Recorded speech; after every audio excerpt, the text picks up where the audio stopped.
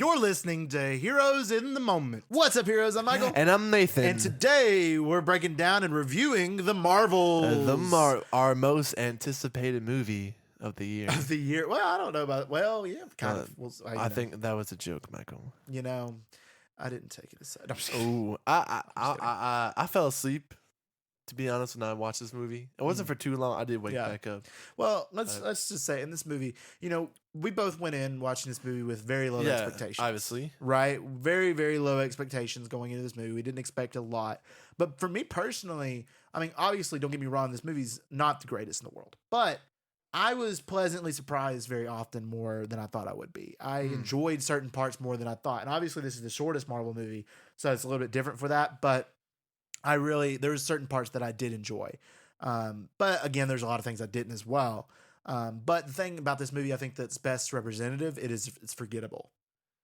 It's very forgettable. Yeah, I mean, I agree with you, Michael. There were some moments that I liked, some moments I laughed at, but overall, I feel like I wasted my time when I saw this movie, and it was something that I would never rewatch personally. Yeah, I mean, I think I would give it a shot. I mean, again, and I saw some people, a lot of people actually are really liking this movie. And man, it said nobody. You seen the review scores on this? I've seen the scores. Yeah, but the audience reviews are actually a lot higher, which is really interesting. They're sitting at like the audience reviews. I saw some people really liking this movie and really commenting about it. Like all these negative reviews, honestly, I liked it, and a lot of people were saying that. I saw.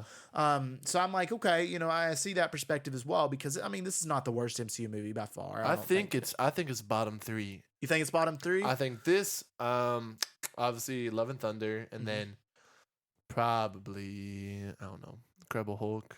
Or a Dark World. I think it's better than Incredible Hulk, Dark World, Love and Thunder. I think it's better than Quantumania. I do. So, I mean, I think it's some of those. Dude, I hated Quantumania. Yeah, so bad. I mean, there's some things on it, but it is forgettable. So let's get into it. We'll go into our typical movie review. We'll go into our characters, our pros and cons, the post-credit scenes, and we'll rate it out of 10. All right, so let's get into our characters. So the first one right off the bat is Captain Marvel, Carol Danvers, played by Brie Larson. She wasn't a standout in this movie, but she certainly wasn't the bad. No, and that's the thing is obviously we are not fans of Brie Larson. Yeah, right. That's clear. Clearly, but I cannot but deny that she was a lot better in this movie than previous movies. I thought so too. I thought she was a good Captain Marvel. I do. I think she was more relatable. I think she was more likable in this movie. Yeah. And I appreciated that. I was like, she didn't feel like the same bland character she was in the first. She had movie. A little more depth. She did. You could clearly see a lot of the struggle she was going through, and she could relate more. Captured that pretty well. It wasn't bad, and I really liked that. I mean, clearly from previous we've duked on her before, and like Captain Marvel, the first movie, and Avengers Endgame, and some of those where she's just not as interesting of a character.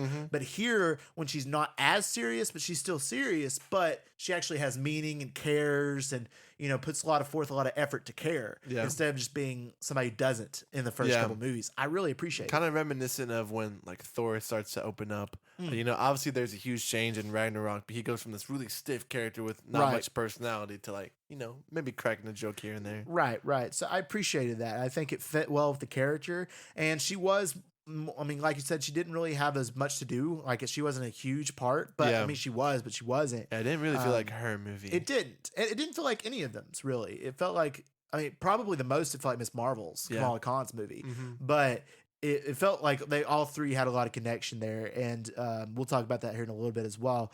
But she was not a negative as I thought she would be. No, she wasn't. I thought she would be the worst of the three, and honestly, none of the three were the worst. So I think that's kind of interesting to me.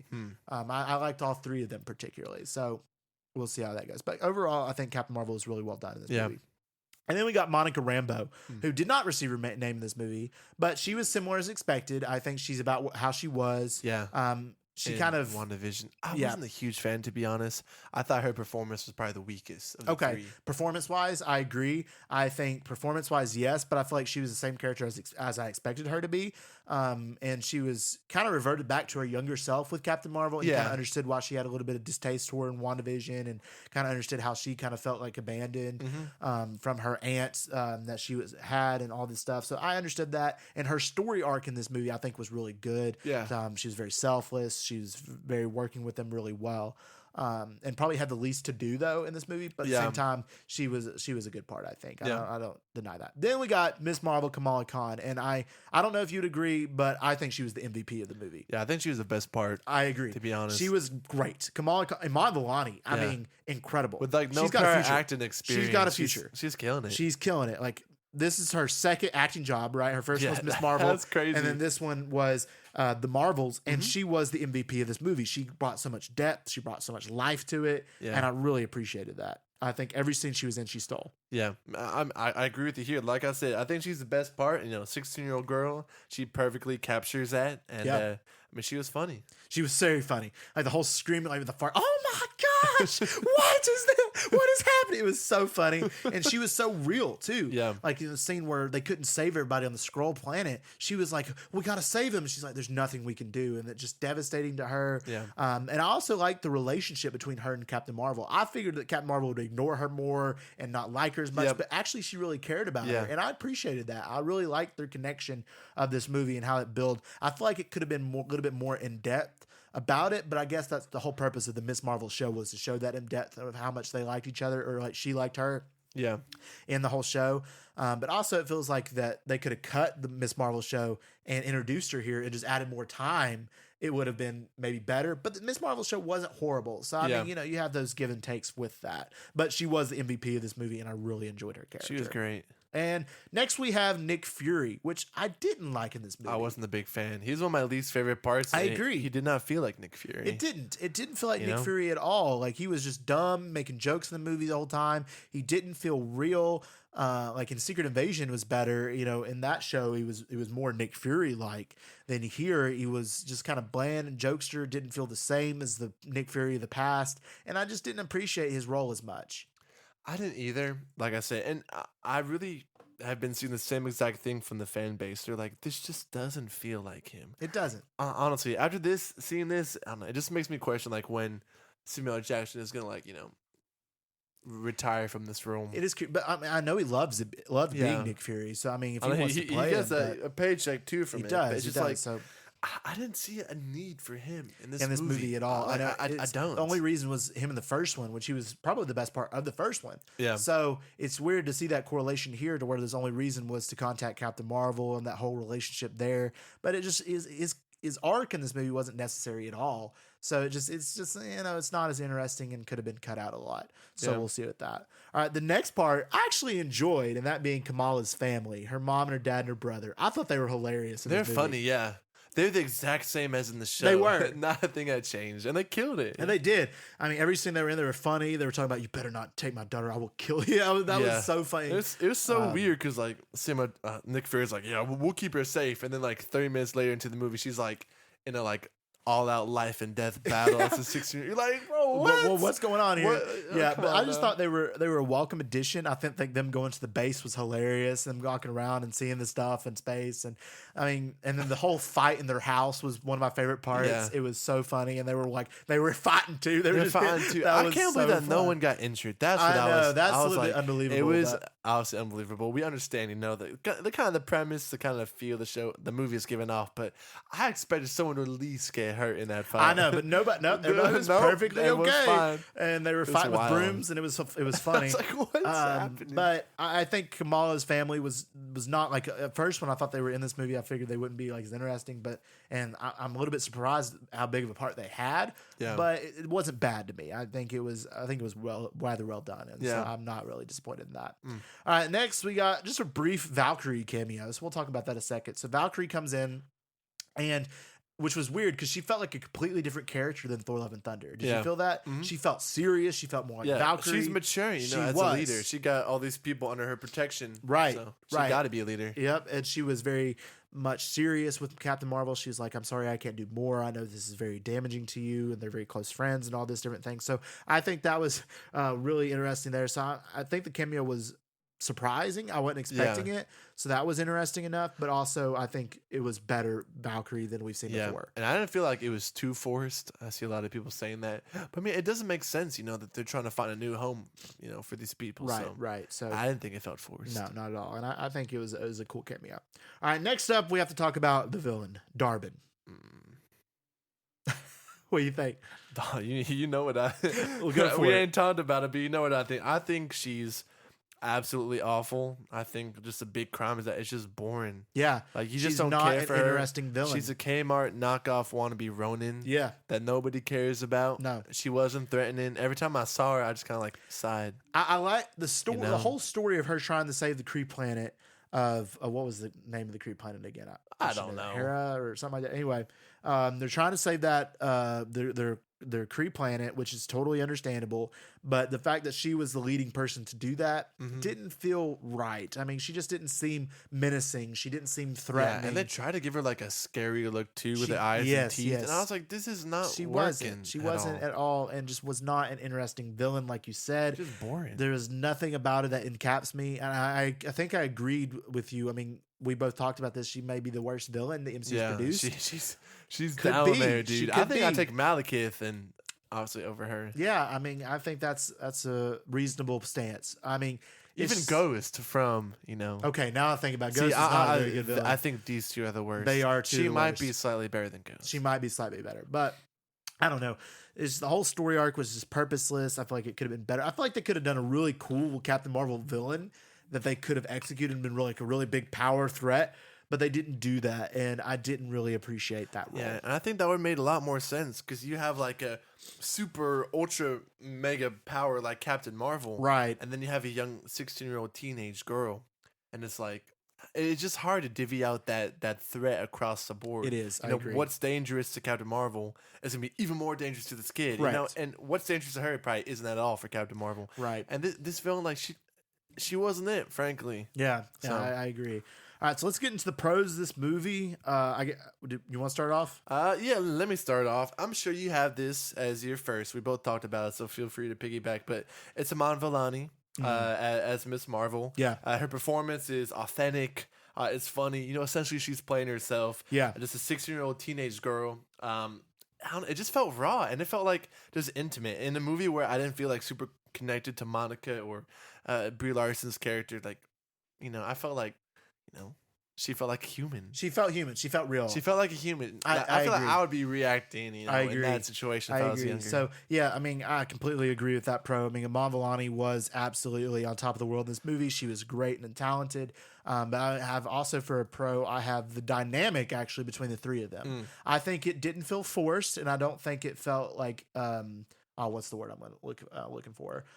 It felt real. It didn't feel like Yeah. it was like just there because it had to be. I think their chemistry was very well done, and I think I appreciate that. I think the three of them was a great characters together, and they Yeah. all bantered with each other really well. What do you think? No, I thought so too, and I was pleasantly surprised by that because all we heard is reports and rumors, that Brie Larson is like a menace on set, and that Yeah. actors don't like working with her. If that's the case, it wasn't reflected. It was not reflected. in the movie, at least. But no, it seemed like they had pretty good chemistry. you Yeah. know, and that's reflected. Them learning how to use their powers together, and Sure. they had it going by the end of the movie. I completely agree. My second pro, I'm gonna go. I thought bits of this movie were genuinely funny. Yeah, Especially Sure. part with the cat, just eating people. I thought that was funny. There's a couple moments, I was just belly laughing in the theater, and a lot of the comedy attempts failed, but there are some good comedic moments. in this I movie. agree. There was some funny moments that didn't feel forced. Yeah. and I like that when it comes to Marvel. I mean, it's kind of rare. Nowadays, Nowadays, especially. it is. So my next pro is the uniqueness of the switching places of the plot. I think that was unique. I think it was executed relatively well. Them learning, I love the scene of them learning how to do it and Yeah. learning to get in sync. I thought that was really cool, and them attempting to do those things. I thought that was really neat. Overall, I mean, I think could have been probably executed a little bit better and shown and explained better, obviously, because I don't think it was explained very well. Yeah. But I think the uniqueness of that plot was cool. My last pro is I actually enjoyed the subplot between Monica and then Captain Marvel. You see the backstory, the tension Yeah. there. Monica feeling like she was abandoned And I feel like that was a welcome addition. I Yeah, feel like yeah, that added sure. more depth to the movie. Sure. And then it made, when they finally came together, it made that moment a lot more meaningful and impactful. Right. Because they'd been like beefing at the beginning of the movie. Right. I completely agree with that. I think that was a welcome part of the movie. My last pro is the fight scenes. I thought the fight scenes and the action was really good. I think that the whole, like, when they're switching places, the whole idea of the fighting with them was really cool. I think, the use of that and the multiple different action sequences they had were actually really well done. So Yeah. I appreciated that. You start us off on the cons. All right. I'll be happy to start off with the cons. So the first one, I have to say, my first con, the musical planet. That's my first con. Because I remember thinking to myself during this scene, okay, I like musicals. Don't get me wrong. I love musicals. Yeah. All right. And the Greatest Showman, shout out. Greatest Showman, shout out. love Absolutely. that Les movie. Miserables, love musicals. Right. Les Miserables. So we get to this planet. And, Come on, and they're Michael. walking in, and this girl just starts singing, and I'm like, "What?" Yeah. And they're like, "They don't understand this is singing language," and I'm like, "Okay, that's unique, but a little bit weird." Yeah. That's what was my initial thought. But when she transformed into a Yeah, her dress, dress. and Brie Larson started singing and dancing with this dancing dude, with that I prince. was taken out of the movie completely. Like this scene alone, like the rest of the movie, like it was relatively serious. It had some comedic Yeah. scenes that made sense, but this took me out. Like I was invested, but then it took me out completely. Yeah. I was like, "What is going on?" Just here? complete How did she fantasy. change It's dresses like, right there? what? Why is she singing with this dude? What is going on? How do they know like these dance moves together? I have no idea. I thought this was so stupid. I mean, it felt like pathetic. And I saw some people being like, "Well, I mean, if it would have happened in Guardians of the Galaxy, I mean, they have some stupid, crazy stuff. Who you wouldn't have Yeah. judged as much. And like, if it would have happened in Guardians of the Galaxy like this, I would have judged it too because this was Yeah. stupid. I mean, like the whole idea of a musical planet where they just sing is kind of a cool concept, but it felt so weird in this movie and was not executed well, especially when she changed dresses. Like, I know. how does that even I work? felt like you're watching like a princess movie at Exactly, that point. You're like, I exactly. thought we were watching a superhero. Like, I'm not movie. like I was laughing during that scene, but I was laughing at the movie. Yeah, I was- I thought it was so stupid. So that's my Yeah. first con. No, I totally agree. I'm on board with everything you just said. And to your point about Guardians 3, I think it's a lot different because James Gunn early on establishes that this is how quirky his universe is. Right. And this movie tried to be more grounded, at least with Miss Marvel's character. So throwing that in with the three of them was like, what the heck? I know it's so stupid. First thing I'm gonna go with as my con is just the movie's plot. Mm-hmm. I found it. I think the biggest thing that's wrong about it is just it was hard to understand. I Yeah. still don't know what it's about, and it was just boring. Yeah. Like I understand there's a bad guy trying to save the world, like fight. But is. as for all like the little bits and pieces, Yeah. I thought they were trying to push way too much in a little tiny frame, and I just found it like boring. And because honestly. of that, like I said earlier, it's forgettable. yeah, And like when I was making this review, I mean, obviously we were a little bit late to the party, but when I was making this review or like making the list of pros and cons and things like that, I was forgetting so much that happened. And I Yeah. just saw the movie like a week and a half ago. yeah, So that's pretty sad. yeah. I have to say that. Mm. All right, my next con is also another scene in the movie, the Flarkin scene with all the baby kittens. Okay, this scene was stupid. I mean, it was hilarious. I was dying laughing in the movie. It was funny. Yeah. But them eating the people and then like to take them to another world, I thought that was kind of stupid to me. Yeah. Like, and then them all just being born and stuff, Goose being pregnant, all these things, and that whole like them just eating people, and then why doesn't Kamala's family get eaten? Why doesn't this? Why do they get a pass? Like, Yeah. all of this, and then they're just running for them lives, like it's Final come here, Destination cats, or and they don't whatever. get eaten. Like, oh, I thought that was so stupid to me, and that's a con. Listen, I totally agree. I am on board with that. My second con, I'm just going with the villain. Yeah, We already Yep. touched on her, but like she is also boring. You Yep. know, like we said, she poses no threat. She's uninteresting. Personally, Mark, I don't know about you, but I didn't relate with her motives at all. I didn't. At Even all. even as they're showing flashbacks and everything, I don't care. No, it was not So, interesting. I don't know. It just every scene she was in, I just found it very hard to feel engaged, Mm-hmm. just because of my disdain for how poorly written her character was. I agree, and that was my next con as well as the villain. Just not interesting. No real path and no real backstory that I enjoyed or was interested in seeing further. So Yeah. my last con, I have corniness of things. It was just there's so many things that were just corny, like the musical planet, the Flarkin scene. Some of the dialogue was just corny, and some of the plot details were just not that interesting to me and Yeah. led to being forgettable. So I have that as a big con. Yeah. My last con is I feel like this movie relies way too much on its Disney Plus shows. It does. Like Secret Invasion, Miss Marvel, WandaVision. I mean, there's a large percentage of people who haven't seen that. Yeah. And I feel like unless you had to watch every single one of those shows, even as someone who has, I was still lost. Like, how are these people who haven't watched it going to get it? And they didn't really explain too much either. Yeah. Like, they didn't fill in the holes. Like, by the way, this is what happened. I don't know. I just feel like Marvel is entitled. Like, you have to watch our shows to understand this. I didn't like that. I understand that, Con. I agree with certain parts, but I also disagree with certain parts as well. Like, yes, I feel like if they're gonna have the shows and they want it to be interconnected universe, then you should watch them if you're interested in Marvel. Because I mean, obviously this had Miss Marvel in it. There was a Miss Marvel show. You should have watched it beforehand. Than watching this movie. And then same with like Monica Rambeau and WandaVision. I mean, you probably should have watched that too if you wanted to, really catch up with things. But also, I could see, like, I went and saw this movie with my mom, and she didn't see Miss Marvel. She saw WandaVision, but she didn't see Miss Marvel, and she didn't feel disconnected because of that at all either. Having not seen the shows, and I don't think she missed it. A lot of things because of that, and I don't feel like it was overly in your face that, like, if you missed it, then you missed the whole point of the plot. I just feel like it's a little unrealistic to expect all of us to watch all of this to understand. I just wish there was like a little more of a recap, a little more like dialogue pertaining to that. I agree. I think there should have been a little bit more explanation, but at the same time, like I would prefer more interconnectedness because like it hasn't been. Yeah. And if it's going to be interconnected, it got to have the shows in there too. So, there's that argument as well. Yeah. But I understand what you're saying. I see you. I completely get it. All right, so now we got to talk about kind of our post-credit scenes here before we rate it out of 10. So the first one wasn't really a post-credit scene. It happened right at the end of the film. But a lot of people are hating on this, but actually I thought it was kind of cool. And I'm not going to lie. So that was Kamala recruiting, and we see Kate Bishop walking in, Haley Steinfeld, and Kamala sitting in the back corner kind of recreating the Nick Fury, Tony Stark motif. Yeah, she's sitting in the dark. And she's like, Kate Bishop. All right, I'm trying to start a team. What do you think? Well, she didn't say that. She was like, I know a lot about you. And she's like, who are you? So I thought that scene was kind of funny. It gave me kind of Morbius vibes, to be honest. Like, I don't think it did because I think it was the same. It was a callback more to Nick Fury recruiting Tony Stark. Obviously, I was just confused why they sent Miss Marvel. Like, you're telling me that this 16-year-old is in charge of this team? I don't think that I think she did it on her own.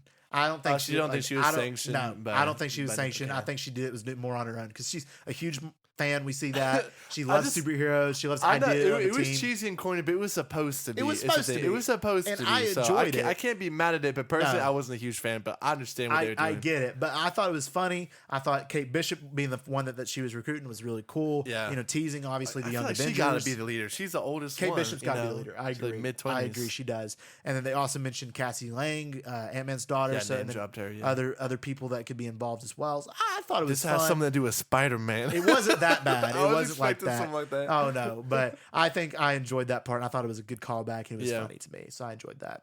All right, this next end credit scene was hype. And I'm not gonna deny. I think it's probably my favorite part of the movie, just because I enjoyed it. It was also the first thing I saw because I totally watched the whole clip on Instagram before I saw the movie. I hate you for doing that. Well, see, that's the thing. Like, I was so not looking forward to this movie. I did not care about spoilers. That was something to look forward to. But I know. But see, I didn't actively search it out. It popped up, so I just watched it. That's fair. Like, I don't care. That's fair. I get that. This part was awesome. But it was awesome, and it was great. So at the very end of the movie, Monica Rambeau gets lost in another universe because of the temporal loop that was broken in time. So she's the only one that can put it back together. Yeah. So she gets lost in the other universe. And they're like, oh no, what's going to happen? Yeah, she's in a different reality, which I didn't understand that whole end part either. I didn't. I feel like they kind of put it in there just to throw in the multiverse. The fight with the villain wasn't the big part of the movie. It was just them trying to seal up the multiversal portal. Yeah, I feel like that could have been explained better. Yeah. I liked it, but I think it could have been explained better. But we see her waking up in the end credit scene, and we see a Maria Rambeau, a variant of Maria Rambeau, not the same one from Doctor Strange Multiverse of Madness, to verify, not the same one, but a variant of Maria Rambeau. And then she wakes up obviously excited. She's like, Mom, what's going on? And she doesn't have any idea who she is. I ain't sure, and then we get a cool cameo, and one of the best, I think one of the coolest cameos, and that being Beast from the X-Men, played by Kelsey Grammer, who played him in X-Men Last Stand. And Days of Future Past at the end, coming in, from Frasier, all them kind of stuff. Yeah. And he was the Beast, and he looked just like the Beast from the cartoon, the X-Men 90s series. I'm wondering, they're definitely connecting those dots as a live action. Okay, because I was thinking, it was just so much CGI. I was kind of hoping for a more like Nicholas Hoult, like kind of Yeah, I more- see that. more But I think he human looked approach. more. I think he looked really good. Yeah. Even though he was CGI, he looked comic really accurate, good. yeah. He looked very comic accurate, and he looked like the '90s series. And it reminds me, like in Doctor Strange: Multiverse of Madness, that Professor X was in the yellow chair and looked like the '90s series as well. So I'm wondering if all these characters Yeah, are the '90s series related. version Huh. of them in live action. So that's Okay. kind of cool to see that. But it was Kelsey Grammer and him coming in like talking about the anomaly, and then you see the X, like they're in the X mansion. Yeah, that when they zoomed out on that part, I was like, oh, That was part, hype. That I was so hyped for cool. that. This is the first like really big evidence of the X-Men, besides of course Professor X variant in Multiverse of Madness. But that was so cool. And then it's revealed that Maria Rambeau in this universe is actually binary, which is really cool to see that as Who's well. binary? So binary in the comics is actually Carol Danvers as Captain Marvel. Okay. After she in the comics, Rogue touches her and steals a lot of her powers. And when Rogue after touches her, she ends up getting a new set of powers and abilities and becomes a superhero binary. So this is that. So I think this is that version of the character, Okay. but it's different with Maria Rambeau being binary. So that's kind of cool. And then the end credit ends. So I think this end credit scene was hype. It was Yeah. really cool to see The Beast, X-Men, the Beast and X-Men Beast, chin, yeah. and then hyping up. You know they're coming. You know that they're coming soon. Yeah. And they're going to be. And I think this was a big end credit scene, kind of setting up Deadpool 3 Huh. in a lot of ways as well. I don't think Maria is going to be in it, Okay. but I think it's setting that up as well. So that got me really hyped. So I really loved the end credit scene. Yeah, it was fire. I loved it. It was really cool. All right, so now we got to rate it out of 10. So who's going first? I'll say you go ahead. Me go first? All right. Yeah. So obviously I liked it a little bit better than you. Not that I thought this movie was great. No, Yeah. no, not at all. It is definitely the lower tier Marvel. But I did enjoy it better than I thought I would. So I'm going to give it a 5.5 out of 10. I think that's solid. I think it deserves that. I think there's a lot of ways. If it was a little bit longer, had more development in the story, Yeah. explained the multiversal side of things a little bit better, it could have gone up in that 6.5, maybe even 7 range. But it just failed at a lot of those aspects. But Yeah. I enjoyed it more than I thought I would. So 5.5 Yeah. out of 10. No, I think that's solid. I'm gonna land on a 5. Yeah. I just think it's hard to have a good movie when, like, first off, like your villain sucks, and then Yeah. your plot is just kind of boring and hard to follow. Very true. So like, despite the good performances, that we see from Iman Vellani, and her family and such, it's just you just can't get past those big flaws in your can't. movie. So yeah, I think anywhere around 5 to 6 agree. is pretty solid. I agree 100%. All right, guys. If you enjoyed this episode, let us know by giving us a review and a download. Our podcast, Here's in the Moment, is available on all major podcast platforms. So go ahead and check that out. And we just want. Oh, I'm sorry. Did I cut you off? No, you're fine. No, you can go ahead. I and was wrap ready to this go. up. And we and we just want to thank y'all for listening. And as always, we love you 3000.